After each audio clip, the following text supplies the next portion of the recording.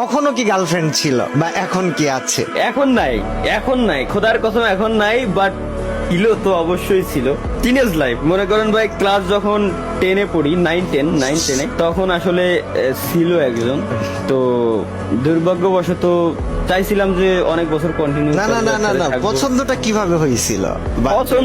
পছন্দ মনে করেন একটা আত্মীয় আর কি, ঠিক আছে। আচ্ছা, আত্মীয় বাড়ি যাইতাম, আত্মীয় বাড়ি যাওয়ার পর ওইখান থেকে আত্মীয় বাড়ির আশেপাশে বাড়ি ছিল, ওইভাবে একই সাথে ছোটবেলা থেকে খেলাধুলা, বুঝেন তাইলে কেমন আত্মীয়দের ছোটবেলা থেকেই যাওয়া পড়তো, একই সাথে খেলাধুলা এদিক সেদিক দিয়ে দেন হচ্ছে তখন তো ভাই চিঠির যুগ, লাভ লেটার দিছিলাম আর কি। ফার্স্ট লাভ লেটার কি গেভিং তালা দিয়েছিল? আমি দিয়েছিলাম। তারপর তারপর তারপর তখন দেওয়ার পর রেসপন্স মানে মানে সেও চাচ্ছিল যে দিক, আর আমিও ভাই ওই সময় দিয়ে দিছি আর কি লেটারটা, ঠিক আছে। দেন হচ্ছে পরবর্তীতে ওইভাবে রাজি। দেন হচ্ছে তখন বন্ধু বান্ধবের ফোন দিয়ে কি কথাবার্তা বলা।